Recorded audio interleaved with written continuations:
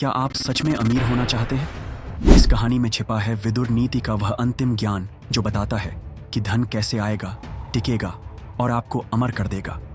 पर यह ज्ञान सिर्फ सुनने वालों के लिए नहीं, उसे अंत तक देखने वालों को ही मिलेगा, क्योंकि अंत में वह वाक्य है जो आपका जीवन बदल सकता है। अब तय कीजिए, क्या आप सच में अमीर बनना चाहते हैं? तो फिर इस वीडियो को अंत तक जरूर देखिए। धृतराष्ट्र राज्य सिंहासन पर बैठा था, पर मन बेचैन था। साम्राज्य हाथ से फिसल रहा था और भविष्य अंधकार में था। तभी विदुर आए। धृतराष्ट्र ने सीधा पूछा, क्या मेरे पुत्र अमीर बनेंगे? विदुर मुस्कुराए, राजन, अमीरी सिर्फ धन से नहीं, सही निर्णय और नीति से आती है। तो बताओ विदुर, अमीर बनने का सच्चा रहस्य क्या है? विदुर बोले, यही बताने आया हूं राजन। सुनिए ध्यान से, क्योंकि ये केवल उपदेश नहीं, अमीर बनने की अमर नीति है। राजन, आज मैं आपको अमीरी के वे नियम सुनाता हूं जिन्हें मैंने अपने जीवन से सीखा है और जिनका पालन करके कोई भी व्यक्ति निर्धन से धनवान और साधारण से महान बन सकता है। राजमहल की एक दीवार के पीछे एक सेवक ये सब चुपचाप सुन रहा था। उसका नाम था Arjun. Not the warrior but a simple सेवक, जो रोज झाड़ू लगाता था और सपनों में खुद को राजा देखता था। उसकी आंखों में विदुर के शब्दों की चमक उतरने लगी। विदुर बोले, अमीर वही होता है जो स्वयं पर विजय पाले। संसार जीतने से पहले खुद को जीतो। सबसे पहला नियम अमीरी चरित्र से आती है। अगर मन अशांत है, वाणी कटु है और जीवन छल कपट से भरा है, तो धन भी तुम्हारा शत्रु बन जाएगा। धन का सबसे बड़ा शत्रु है मूर्खता, विदुर ने कहा। जो धन कमाना जानता है पर उसे संभालना नहीं जानता, वह रेत पर महल बनाता है। धन केवल तब टिकता है जब व्यक्ति में संयम हो। इसलिए मैंने कहा, संयमी व्यक्ति ही सच्चा अमीर होता है। एक बार की बात है, हस्तिनापुर से दूर एक गांव था जहां एक गरीब ब्राह्मण रहता था। उसके पास न जमीन थी न संपत्ति, लेकिन उसका मन शांत था। वह बच्चों को नीति सिखाता, लोगों की समस्याएं सुनता और हर दिन एक ही बात कहता, धन पाने से पहले धन को संभालने का विवेक चाहिए। लोग हंसते थे, लेकिन एक दिन एक व्यापारी गांव आया और उस ब्राह्मण की बातों से इतना प्रभावित हुआ कि उसने उसे अपने साथ नगर बुला लिया और थोड़े ही वर्षों में वह ब्राह्मण राज्य का मुख्य सलाहकार बन गया, क्योंकि उसमें विदुर नीति का सार था, समझदारी, ईमानदारी और निर्णय की क्षमता। विदुर बोले, दूसरा नियम, हर समय मेहनत ही सब कुछ नहीं होती, बुद्धि से की गई मेहनत ही धन देती है। मैंने कई लोगों को दिन रात काम करते देखा, पर जब विवेक का दीप नहीं जलता तब श्रम अंधकार में चला जाता है। विदुर बोले, धन चाहता है लेकिन अपने मन को सुधारना नहीं चाहता। यह कैसा व्यापार है? जिसने मन को जीत लिया, उसके पास जो थोड़ी दौलत भी आए वह उसे पहाड़ बना सकता है, लेकिन जिसने मन को नहीं जीता, वो सोने के पहाड़ पर भी हो तो भिखारी ही रहेगा। एक बार एक यक्ष ने विदुर से पूछा था, धन सबसे पहले कहाँ बसता है? विदुर ने उत्तर दिया, धन सबसे पहले मन में बसता है, फिर विचारों में, फिर व्यवहार में। यदि मन में ही दरिद्रता है तो लाखों का भी कोई मूल्य नहीं। धृतराष्ट्र ने पूछा, तो मैं क्या करूं? मेरे पुत्र क्या करें जिससे वे सच्चे अर्थों में अमीर बन सकें? विदुर बोले, राजन, तीसरा नियम, अमीरी पाने से पहले अमीरी के योग्य बनो। अगर पात्रता नहीं तो कोई दे भी दे, वो चला जाएगा। अमीरी एक नदी है, पात्रता उसका पात्र। यदि पात्र छोटा है तो वह भरेगा नहीं, छलकेगा। विदुर की वाणी अब आत्मा में उतरने लगी। राजन, चौथा नियम, सच्चा धन वही है जो दूसरों के काम आए। जो सिर्फ संग्रह करता है वह कंजूस है, अमीर नहीं। जो बांटता है वही राजा है। मैंने ऐसे राजाओं को देखा है जिन्होंने सोने की गद्दियां छोड़ी, लेकिन अपने नाम से युगों तक अमीरी की पहचान बनी रही। धृतराष्ट्र ने सिर झुकाया। उसे अपने जीवन की भूलें याद आईं, कैसे उसने अपने पुत्रों की नीति विहीन इच्छाओं को समर्थन दिया और अपने ही साम्राज्य को खोखला बना दिया। विदुर ने अंतिम बात कही, पांचवा नियम, अहंकार अमीरी का सबसे बड़ा शत्रु है। जैसे ही मन में आता है मैं ही सब कुछ हूं, उसी क्षण धन पीछे हट जाता है। विनम्रता, कृतज्ञता और सत्य, ये तीन दीपक हैं जो अमीरी को स्थायी बनाते हैं। विदुर की बातें केवल एक राजा को नहीं, बल्कि हजारों सालों से हर उस व्यक्ति को राह दिखा रही हैं जो केवल धन ही नहीं बल्कि जीवन की संपूर्ण समृद्धि चाहता है।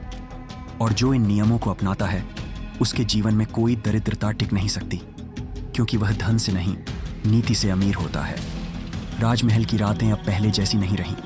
विदुर की बातें हवा में तैर रही थीं, जैसे किसी अदृश्य शक्ति ने पूरे साम्राज्य की चेतना को स्पर्श कर लिया हो।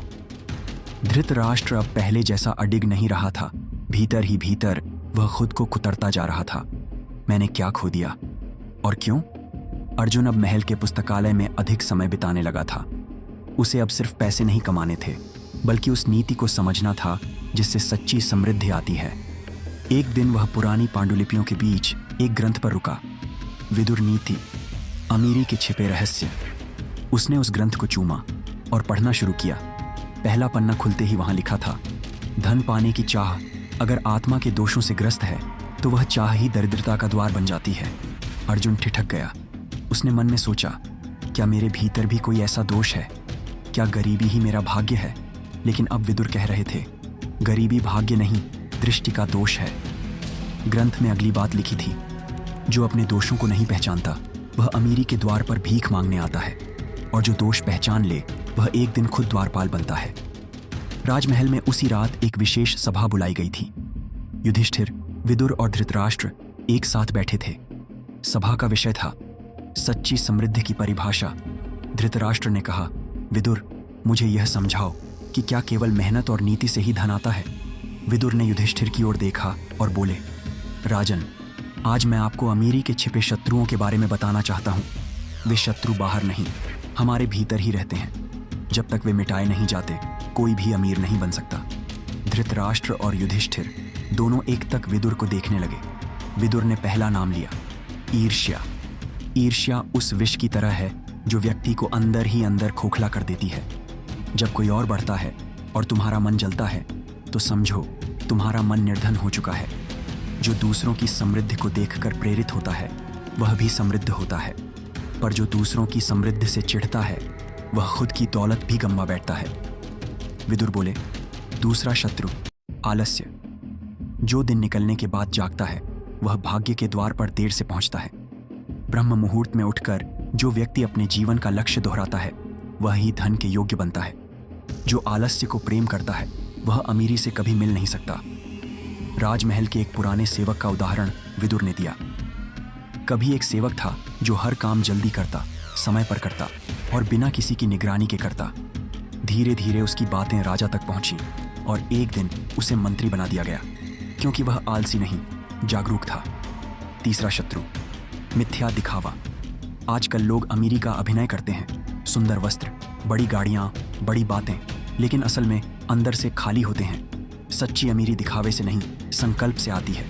जिसने भीतर से खुद को समृद्ध किया है उसी के बाहर भी समृद्धि प्रकट होती है। विदुर बोले, धन तभी आता है जब व्यक्ति सच्चाई से जुड़ा हो। झूठ और दिखावा क्षणिक होते हैं, वे दौलत को आकर्षित नहीं कर सकते बल्कि उसे डरा देते हैं। विदुर चौथे शत्रु की बात करते हैं, कुबुद्धि। कई लोग धन को गलत जगह निवेश करते हैं, गलत मित्रों में, गलत व्यापार में, गलत इच्छाओं में। यह कुबुद्धि दौलत को खा जाती है। बुद्धिमान वही है जो अपने धन को सत्य, सेवा और समझ में लगाता है। राजा ने पूछा, पर कुबुद्धि से कैसे बचा जाए? विदुर मुस्कुराए और बोले, विवेक के दीप जलाकर हर निर्णय से पहले एक प्रश्न पूछो, क्या यह निर्णय कल भी मुझे सुख देगा या सिर्फ आज? अगर उत्तर सिर्फ आज का सुख है तो वह निर्णय अमीरी नहीं, दरिद्रता की ओर है। अर्जुन ने धीरे से ग्रंथ में लिखी एक बात पढ़ी, जो दीर्घकाल सोचता है वह धनी होता है, जो तात्कालिक लालच में जीता है वह कंगाल बनता है। पांचवां शत्रु असभ्य व्यवहार। विदुर बोले, जो धन आते ही बदल जाता है उसका धन भी बदल जाता है। जो अमीर हो जाने के बाद अपने माता पिता, गुरुओं और जरूरतमंदों को भूल जाता है वह धीरे धीरे अपने भाग्य से कट जाता है। विनम्रता अमीरी की असली श्रृंगार है। अर्जुन अब जान चुका था कि उसके पास चाहे कम पैसा हो, पर अगर उसका मन स्वच्छ है, व्यवहार विनम्र है और संकल्प अडिग है तो वह गरीब नहीं है, वह अमीरी की यात्रा पर है। उसी समय युधिष्ठिर ने पूछा, विदुर, क्या रिश्तों का अमीरी से कोई संबंध है? विदुर गंभीर हो गए, बोले, राजन, रिश्ते ही सबसे बड़ा धन है। जो अपने परिवार से झूठ बोलता है, मित्रों को धोखा देता है, वह अमीर नहीं बन सकता, क्योंकि उसका मन अकेला हो चुका है और अकेला मन कभी समृद्ध नहीं होता। उन्होंने आगे कहा, धन और रिश्तों का संबंध वैसा है जैसे वृक्ष और जल का। यदि रिश्तों को प्रेम का जल न मिले तो अमीरी का वृक्ष सूख जाएगा। विदुर ने अंत में कहा, राजन, धन भीतर से आता है, बाहर से नहीं। अगर आपके विचार अमीर हैं, उदार, विनम्र, सत्य और विवेकपूर्ण, तो आपको अमीर बनने से कोई नहीं रोक सकता। राजमहल में अब वो परिवर्तन स्पष्ट दिखने लगा था। धृतराष्ट्र अब अंधकार में नहीं जी रहा था, बल्कि वह उन बातों को अपने पुत्रों तक पहुंचाना चाहता था। और अर्जुन, अब वह सिर्फ एक सेवक नहीं, बल्कि नीति का साधक बन चुका था। उसकी आंखों में आत्मविश्वास था, उसकी चाल में स्थिरता और उसकी आत्मा में समृद्धि का उजाला। उसने अपने बेटे से कहा, बेटा, इस दुनिया में सबसे बड़ी पूंजी है सही सोच, सही संगत और सही समय पर मौन। एक शाम युधिष्ठिर एक विशाल पीपल के नीचे बैठा था, आंखें बंद किए। उसके मन में एक ही प्रश्न घूम रहा था। विदुर ने जो 5 शत्रुओं की बात की, क्या वे मुझ में भी हैं? तभी उसके पास विदुर पहुंचे, चुपचाप आकर उसके पास बैठ गए। कुछ क्षण दोनों शांत रहे। फिर विदुर बोले, राजन, क्या तुम जानते हो कि यदि तुम्हारा मन स्थिर नहीं है तो समृद्धि भी तुम्हें अस्थिर कर देगी? युधिष्ठिर ने आंखें खोली और गहराई से विदुर की ओर देखा। आपका तात्पर्य क्या है? विदुर ने मुस्कुराते हुए कहा, आज मैं तुम्हें उन नियमों के बारे में बताने आया हूं जो अमीरी की आत्मा है, जिन्हें कोई देख नहीं पाता, पर वही धन को जड़ से पोषण देते हैं। इन्हें समझे बिना धन का कोई मूल्य नहीं। यही कारण है कि कई लोग करोड़पति होकर भी दरिद्र रहते हैं। युधिष्ठिर ने सिर झुका लिया, जैसे एक शिष्य गुरु की बात को आत्मसात कर रहा हो। विदुर बोले, सबसे पहला नियम है स्थिर मन। राजन, जिसने अपने मन को जीत लिया उसने दुनिया जीत ली। मन की चंचलता ही निर्धनता का सबसे बड़ा कारण है। जब मन इधर उधर भटकता है तो लक्ष्य स्पष्ट नहीं रहता, और बिना स्पष्ट लक्ष्य के कोई भी प्रयास, चाहे जितना भी हो, व्यर्थ चला जाता है। उन्होंने आगे कहा, जो व्यक्ति हर दिन नई योजना बनाता है पर किसी पर ठहरता नहीं, वह जीवन भर योजना बनाता रहता है और दौलत दूर से हंसती रहती है। विदुर बोले, दूसरा नियम है तप और संयम। राजन, धन को बुलाने वाली सबसे गूढ़ शक्ति है आत्मसंयम। जो अपनी वासनाओं, इच्छाओं और लालच पर नियंत्रण नहीं रख सकता, वह कभी अमीर नहीं बन सकता, चाहे वह कितना भी धन कमा ले। उन्होंने एक कथा सुनाई। एक व्यापारी था जिसने वर्षों की मेहनत से अपार संपत्ति बनाई, पर वह स्त्री वासना और मदिरा का दास बन गया। कुछ वर्षों में ही उसका सारा धन बह गया और अंत में उसे अपनी जमीन तक गिरवी रखनी पड़ी। जब वह मुझसे मिलने आया तो रोते हुए बोला, विदुर जी, मैं सब कुछ हार गया। मैंने पूछा, क्या तुमने संयम खोया था? उसने कहा, हाँ। मैंने कहा, तुमने दौलत नहीं, संयम खोया था। दौलत तो उसी के पीछे पीछे चली गई। राजमहल में मौन छा गया था, एक ऐसी शांति जिसमें हर शब्द गूंज रहा था। युधिष्ठिर ने धीरे से पूछा, क्या संयम इतना मूल्यवान है? विदुर बोले, राजन, संयम वह कुंजी है जिससे आत्मा को ताला नहीं, दरवाजा मिलता है। दौलत उसी आत्मा के पास जाती है जो दरवाजा खोल सके, न कि ताले को और मजबूत करे। विदुर ने तीसरा नियम बताया, सही दृष्टि। धन पाने के लिए केवल परिश्रम नहीं, सही दृष्टि चाहिए। जो अपने आसपास के परिवर्तनों को नहीं देख पाता, जो यह नहीं समझता कि समाज किस दिशा में जा रहा है, वो अपने पुराने तरीकों में उलझा रह जाता है। फिर चाहे वह कितना भी प्रयास करे, वह पीछे ही रहता है। विदुर बोले, समय और परिस्थिति को पहचानना भी विद्या है। जो व्यक्ति बीज बोने का मौसम चूक जाता है, वह वर्षा होने पर पछताता है। राजमहल में रहने वाला एक युवा सैनिक था जिसे विदुर ने एक दिन देखा कि वह पुराने अस्त्रों से अभ्यास कर रहा है, जबकि नए युद्ध कौशल आ चुके थे। विदुर ने उसे समझाया, समय के साथ जो नहीं बदलेगा वो युद्ध हार जाएगा, चाहे उसके पास कितना भी साहस क्यों न हो। विदुर चौथे नियम की ओर बढ़े, निष्ठा और कर्म के बीच संतुलन। राजन, कई लोग मेहनत करते हैं पर निष्ठा नहीं रखते, और कुछ लोग बहुत वफादार होते हैं पर कामचोर। अमीरी का मार्ग उन्हीं को मिलता है जिनमें कर्म भी है और उसके प्रति निष्ठा भी। उन्होंने समझाया, निष्ठा का अर्थ है जब आप अपने उद्देश्य से भटके नहीं, भले ही राह कठिन हो जाए, और कर्म का अर्थ है निरंतर गति। विदुर बोले, जैसे सूर्य हर दिन समय पर उदय होता है, वही उसका कर्म है और वह कभी नहीं चूकता। वही उसकी निष्ठा है, इसलिए वह सबसे शक्तिशाली है।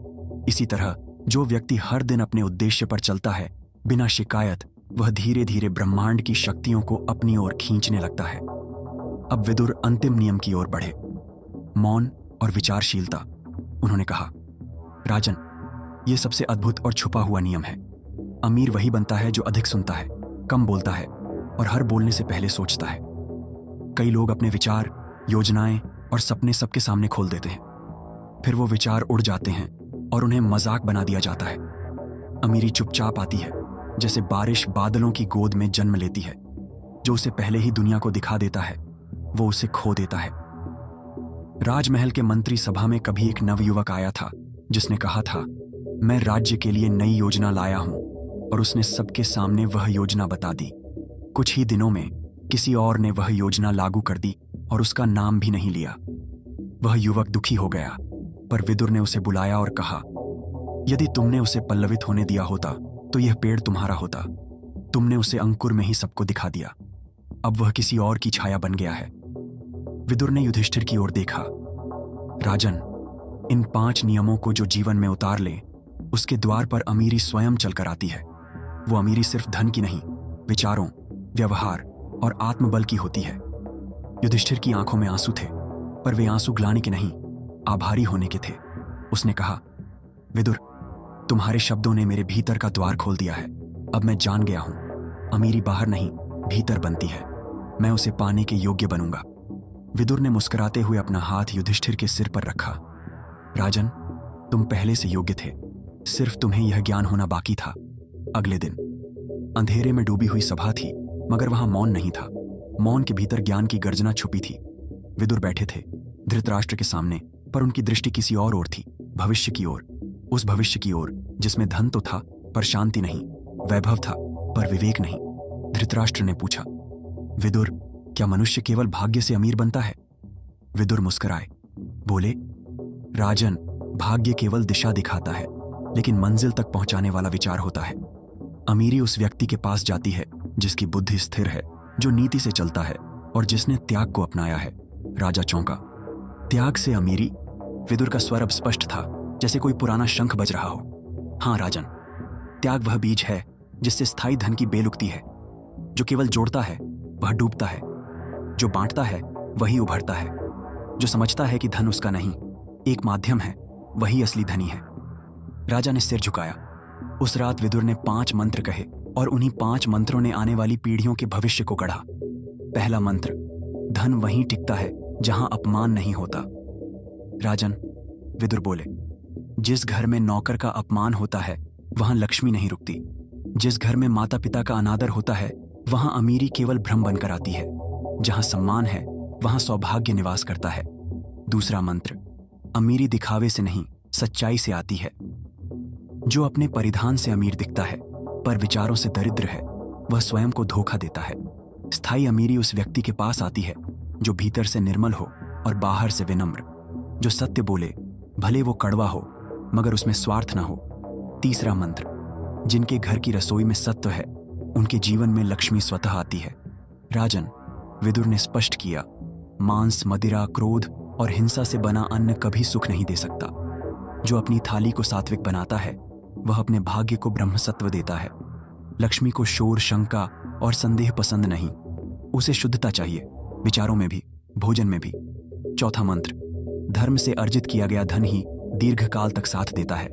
जो चोरी, छल, घूस और शोषण से अमीर बनता है वह केवल अपने भविष्य का सर्वनाश करता है। विदुर नीति कहती है, धन वही जो धर्म से मिले। यदि तुम्हारा व्यापार सत्य से चलता है तो चाहे धीरे बढ़े, स्थायी होगा, पर यदि झूठ की नींव पर महल बना है तो वह एक झोंके से ढह जाएगा। 5वां और अंतिम मंत्र, जो अपने ज्ञान को बांटता है वही सबसे बड़ा धनी है।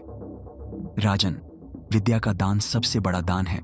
जो ज्ञान को छुपा लेता है वह धन छुपाने वाले कंजूस से भी अधिक दरिद्र है। जो अपने अनुभवों से दूसरों को दिशा देता है वह भविष्य में खुद के लिए सौगातें बिछाता है। विदुर नीति अमीरी को केवल सोने में नहीं गिनती, बल्कि उस प्रभाव में गिनती है जो व्यक्ति मरने के बाद भी छोड़ जाए। विदुर रुके। धृतराष्ट्र मौन हो गए। उन्होंने अब तक जो सोचा था वह पल में दरक गया। उन्हें लगा जैसे वर्षों से वे दरिद्र ही थे, सोने के महलों में भी। विदुर आगे बोले, राजन, एक उदाहरण दूं? कृपा करें विदुर। विदुर बोले, एक राज्य था जहां एक गरीब किसान अपने घर की रोटी आधी गाय को देता था, आधी मुसाफिर को। खुद भूखा रहता पर अपने कर्तव्य से नहीं डिगता। धीरे धीरे उस किसान की जमीन फलने लगी। उसके खेतों में कभी अकाल नहीं पड़ा। उसके चारों ओर के गांव जलते पर उसका गांव बचा रहता। क्यों? क्योंकि उसने अपनी अमीरी विचारों में उगाई थी, खेतों में नहीं। राजा चकित हो उठा। क्या वही किसान सच्चा राजा नहीं? विदुर बोले, हाँ, और वही विचार है विदुर नीति का सार। स्वामी वही जो लोभ का दास नहीं, धनी वही जो ज्ञान का भिखारी नहीं। रात बीत रही थी, लेकिन विदुर की वाणी गूंज रही थी। राजन, उन्होंने कहा, ध्यान रखना, जो रात में गलत निर्णय लेता है उसकी सुबह हमेशा पछतावे से शुरू होती है। अमीरी पाने की सबसे बड़ी कला यह है कि मन में कभी दरिद्रता ना हो। विचारों को बड़ा करोगे तो धन अपने आप आ जाएगा। उस रात धृतराष्ट्र ने सोने के मुकुट को उतारकर सादा वस्त्र पहन लिया। उसने सेवकों से कहा, कल सूरज उगेगा, पर मैं नया जीवन शुरू करूंगा। जो मैं आज हूं वह केवल नाम है, जो मैं कल बनूंगा वही असली मैं होगा। कहानी यही नहीं रुकी। वर्षों बाद उसी विदुर के एक शिष्य ने एक नई नीतिशाला खोली, जहां न कोई किताब थी न पाठशाला। वहां केवल एक दिया जलता था और लोग आते थे अपने मन के अंधकार को दूर करने। वह हर आगंतुक से एक ही प्रश्न पूछता, क्या तुम अमीर हो? और उत्तर जब भी हां होता, वह मुस्कुराकर पूछता, किस में, सोने में या विवेक में? और जो कहता विवेक में, वही वहां दिया जलाने का अधिकारी बनता। विदुर नीति कहती है, अमीरी कभी बाहर नहीं होती। अमीरी मन की उस स्थिति का नाम है जहां आदमी हर परिस्थिति में खुद को खोने नहीं देता और दूसरों को बांटने से डरता नहीं। वह व्यक्ति जो अपने ज्ञान, समय और स्नेह को बांटता है, वही इस धरती पर सबसे धनी है। धूप के आखिरी किरणें उस पुराने गुरुकुल की दीवारों से टकरा रही थीं। वहां बैठा एक वृद्ध, जिनकी आंखों में वर्षों का ज्ञान समाया था, अपने सामने बैठे युवा शिष्य की ओर देख रहा था। समय अपने अंतिम पड़ाव पर था, पर शब्दों में अब भी अनंत गहराई शेष थी। शिष्य पूछ रहा था, गुरुदेव, आप कहें और मैं अंतिम आदेश मानूं, पर क्या आप बताएंगे इस जीवन का वह अंतिम सत्य क्या है जिसे आप अपने साथ नहीं, मेरे साथ बांटना चाहते हैं? गुरुदेव ने शांत स्वर में कहा, शिष्य, जिसे जानकर जीवन का भय मिट जाता है वही अंतिम सत्य है। जिसे समझकर व्यक्ति धन, यश, सत्ता और मोह के पार चला जाता है, वही विदुर का अंतिम ज्ञान है। आज मैं तुझे वह वाक्य दूंगा जिसे तू केवल समझेगा नहीं, जिएगा। वह युवा शिष्य जो अब तक धन और सत्ता के पीछे भागता रहा था, गुरुदेव के पैरों में झुक गया। गुरुदेव बोले, एक समय की बात है, एक राज्य था, विरक्तपुर। उसका राजा चंद्रकेतु था। वीर था, पर उससे भी अधिक बुद्धिमान। पर एक युद्ध ने सब बदल दिया। उसने अपने राज्य की रक्षा के लिए एक विशाल युद्ध लड़ा और जीता भी। युद्ध के बाद खजाना उसका था, सोने चांदी के ढेर, हाथी घोड़े, कीमती रत्न। पर उसके हृदय में एक अजीब सी बेचैनी थी। चंद्रकेतु ने वह खजाना जनता में बांटने का निश्चय किया। हर घर में अन्न पहुंचा, हर दरवाजे पर दीप जला। दरिद्रता मिट गई और राजा ने स्वयं महलों को छोड़कर एक साधु का जीवन स्वीकार किया। लोगों ने पूछा, राजन, तुम अमीर बनकर भिक्षु क्यों बने? चंद्रकेतु ने कहा, धन मेरा नहीं था, सेवा मेरी थी। असली अमीरी वही है जहां अपने भीतर संतोष हो, बाहर नहीं। गुरुदेव ने शिष्य की ओर देखा, जिसकी आंखों में चमक आ गई थी। उन्होंने कहा, विदुर कहते हैं, जो स्वयं को जानता है वही सच्चा धनवान है। विचार अमीर बनाते हैं, धन नहीं। तू अगर अपने विचारों में विवेक, नीति और परोपकार रखेगा तो तेरे पास सब होगा। यही अंतिम विदुर ज्ञान है। शिष्य चुप था, पर उसका मौन गर्जना जैसा था। उसने कहा, गुरुदेव, क्या मैं इस अंतिम मंत्र को अपने जीवन में उतार सकूंगा? गुरुदेव मुस्कुराए, यदि तू 5 स्तंभों को अपना लेगा तो तू अमर बन जाएगा। दर्शन, दान, नीति, ध्यान और विवेक। उन्होंने फिर कहना शुरू किया, दर्शन से तुझे यह ज्ञान होगा कि संसार क्षणिक है। तू हर वस्तु को मात्र एक अनुभव मानेगा। तू जब भी अपनी आंखों से किसी वस्तु को देखेगा, तुझे उसके पीछे छिपा उद्देश्य दिखेगा। यह पहला कदम है, दृष्टिकोण का परिवर्तन। दूसरा है दान, पर यह दान दिखावे का नहीं, भीतर से आए हुए त्याग का हो। तू जब किसी भूखे को अन्न देगा तो यह न सोचेगा कि तुझे पुण्य मिलेगा, बल्कि यह जानेगा कि उसके पेट में तेरा आत्मा भी तृप्त हो रहा है। तीसरा है नीति। विदुर नीति कहती है, जो नीति से नहीं चलता वह चाहे राजा हो या रंक, अंत में विनाश को प्राप्त होता है। नीति वह मार्ग है जिस पर चलकर तू हर निर्णय को सटीक बना सकता है। चौथा है ध्यान। यह केवल आंखें बंद करके बैठने का नाम नहीं। ध्यान का अर्थ है अपने विचारों की गति को समझना। तू अगर दिन में केवल एक बार भी अपने भीतर के विचारों को देख ले तो तू जान जाएगा कि तू कौन है और क्यों है। पांचवां और अंतिम है विवेक। विवेक वह तलवार है जो मोह और माया के बंधन काटती है। अगर तू विवेक से निर्णय लेगा तो तुझे कोई भ्रम नहीं घेर सकेगा। शिष्य अब तक कुछ कह नहीं पाया। वह भीतर से कांप रहा था। आंखें नम थीं, पर चेहरा प्रकाशमान था, जैसे एक सामान्य युवक उस क्षण ब्रह्म ज्ञान के स्पर्श में आ गया हो। गुरुदेव बोले, यह 5 स्तंभ तुझे स्थायी अमीरी देंगे। यह अमीरी कभी कम नहीं होगी, क्योंकि यह भीतर से उपजी है, बाहर से नहीं ली गई। उसी रात गुरुदेव ने अपना शरीर त्याग दिया, लेकिन उनके अंतिम शब्द उस शिष्य की आत्मा में बस गए। वर्षों बाद वह युवक एक महान राजा बना, परंतु उसने कभी सिंहासन को अपने ऊपर नहीं चढ़ने दिया। वह राजा नहीं, संत बना। लोगों ने उसे धर्मनायक कहा। उसने अपने राज्य को विदुर नीति के 5 सिद्धांतों से चलाया। हर बच्चे को दर्शन सिखाया गया, हर घर में दान का संस्कार दिया गया, न्याय व्यवस्था में नीति सर्वोपरि रही, मंदिरों में ध्यान के शिविर लगे और निर्णय केवल विवेक से लिए गए। सालों बाद जब उस राजा की मृत्यु हुई तो पूरे राज्य में कोई रोया नहीं, सब मुस्कुराए। उन्होंने कहा, हमने किसी को खोया नहीं, हमने किसी को पाया है, एक विचार जो मरता नहीं। वह शिष्य, वह राजा, वह धर्मनायक आज भी अमर है, क्योंकि जो स्वयं को जान लेता है वह मृत्यु से पार चला जाता है। यही विदुर का अंतिम उपदेश है। अगर यह कहानी आपके दिल तक पहुंची हो तो कमेंट में बस लिखें, विदुर सत्य है। आपके ये 3 शब्द हमें बताएंगे कि सच्चाई अब भी असर करती है। अगर आपने कुछ सीखा, कुछ महसूस किया तो लाइक करें ताकि और लोग सीखें, शेयर करें ताकि किसी की सोच बदले और सब्सक्राइब करें ताकि अगली सच्चाई आपसे न छूटे। धन्यवाद।